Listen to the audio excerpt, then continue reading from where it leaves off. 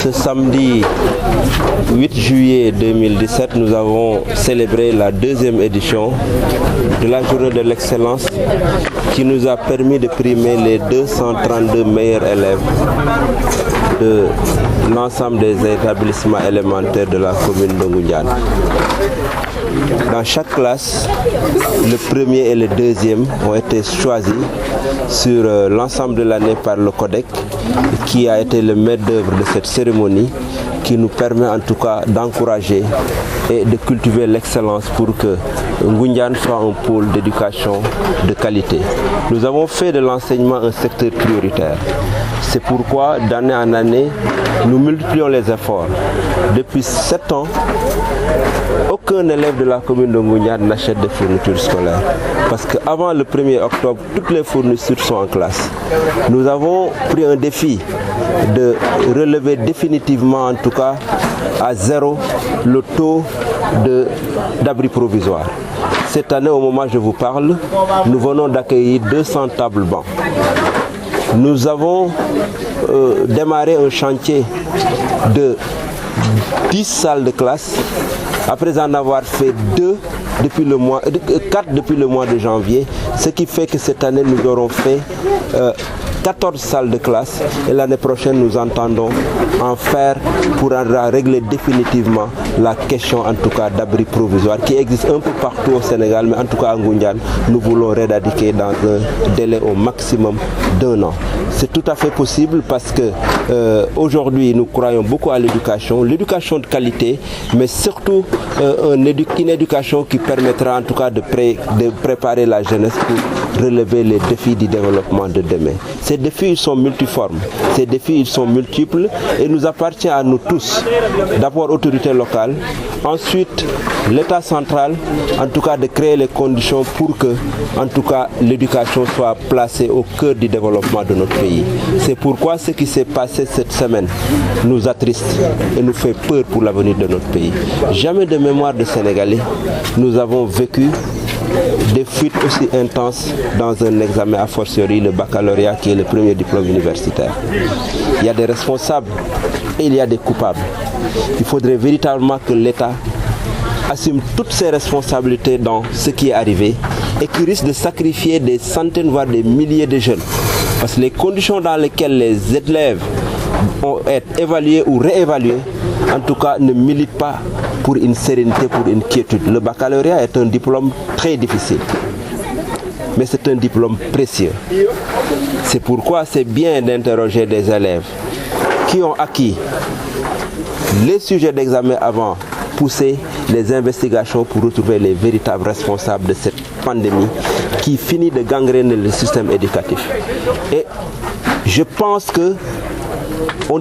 l'alerte a été sonnée par le collectif des professeurs de philosophie qui il y a quelques semaines avait alerté sur une fraude déjà existante pour l'examen de philosophie.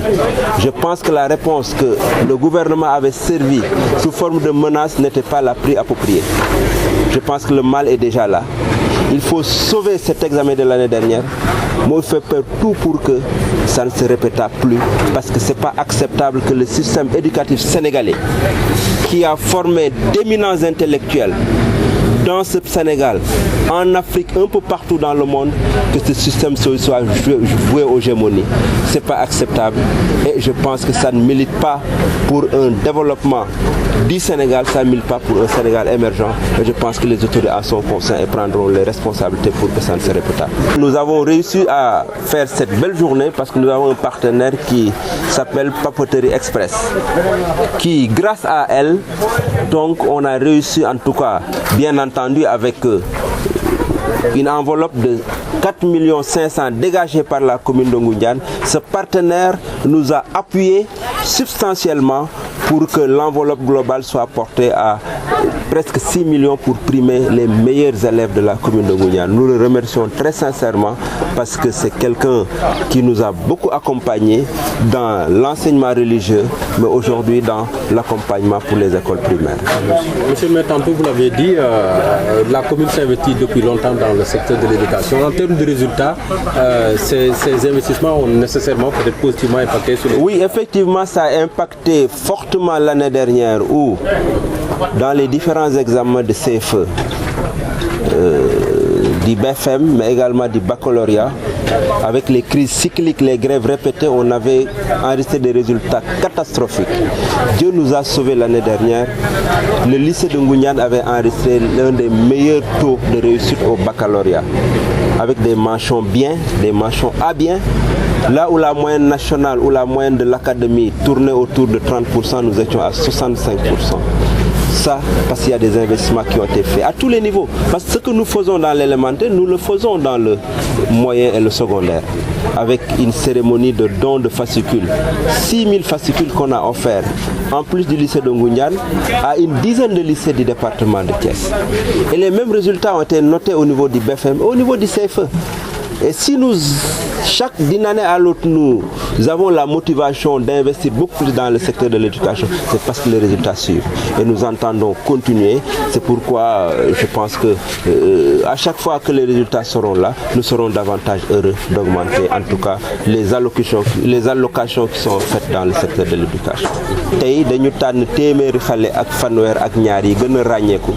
ci l'école primaire yi nekk ci commune Ngoundiane. Loolu bu ñu ko defee ci njàppalem CODEC bi la ma ciy gërëm bu baax Babacar Ndour ak tous les directeurs d'école ak mboolem jàngalekat bu nekk ci commune Ngoundiane. Parce que bés bi dafa am solo ci ñun parce que dafa am lu ñu fi fekk maanaam pratique boo xam ne dafa demoon bay yàq xale yi maanaam bu at mi dee tëj au lieu ñu continuer terminer en beauté jàng seen leçon yi dañ daan organiser ay fecc di tëgg di fo di ree naam poree baax na waaye boo tolloo ci njàng na war a jàng waaye fête yooyu dafa amul woon benn rendement pédagogiquement ñu ne nag dañuy def benn fête bu mag buñ ci sargale xale bi ren nag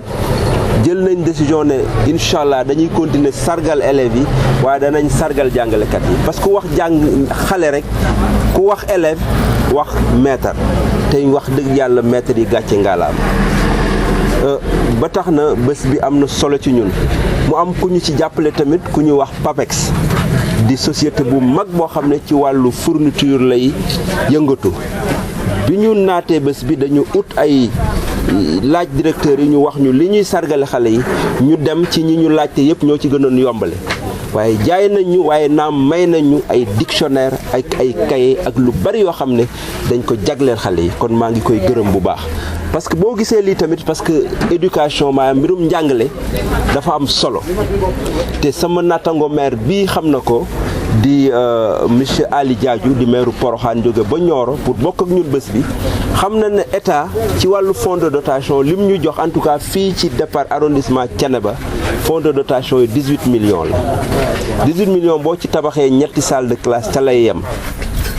ren jii nii rek dafa guñ nañ ñeenti salle de classe ci fonds propre te ñi ngi fas yéene def yeneen fukk muy fukk ak ñeent fi may wax ak yow boo demee ci ginnaaw magasin bii di nga gis ñu wàcce fa ñaari téeméeru table banc parce que wax salle de classe tamit wax table banc loolu buñ koy def dafa fekk ne éducation dafa am solo ci ñun parce que éducation bu ñu tàggatul xale yi former leen jàngal leen du ñu mën a wutu mag ñi fi nekk ëllëg te ku ci nekk da ngay dem ba tax na li xew ci njàngale mi metti nañu ba ci kanamu yàlla parce que suñuy doom suñuy rakk suñuy jarbaat ñoo doon def baccalauréat ren ku nekk ci yéen ni am na baccalauréat xam ngeen ne ba ngeen di am baccalauréat mbégte ba ngeen sentir waxuma ne da ngeen koy sentir ba waaye li ñu koy sentir ci àdduna bari na kon diplôme bu am solo parce que le premier diplôme universitaire bu ñëwee nag ba baccalauréat étudiants yi jàng lu mat fukki at ak lu tegal war a def baccalauréat condition yi ñu leen di examiner baaxul loolu ñi ngi ñaax nguur gi mu jël ay responsabilités ba ñi ko def ñu bañ ko defaat naam jàpp nañu ay xale yoo xam ne nee nañ dañu fekk ñu jël sujet bi ndax dañ ko jot par internet ndax dañ ko jot seen téléphone par WhatsApp wala réseaux sociaux yi waaye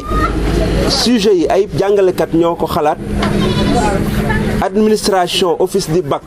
ñoo xam ña ca laxasu ba mu yegsi fa mu war a yegsi ci chaîne boobu tamit war nañu génne les véritables responsables ba ñi ko def bañ ko defaat te njort naa ne bi prof philo yi waxee ne am na fuite ci baccalauréat bi buñ jëloon ay mesures yoo xam ne waroon na kon yaakaar naa fuite bi am ci français bi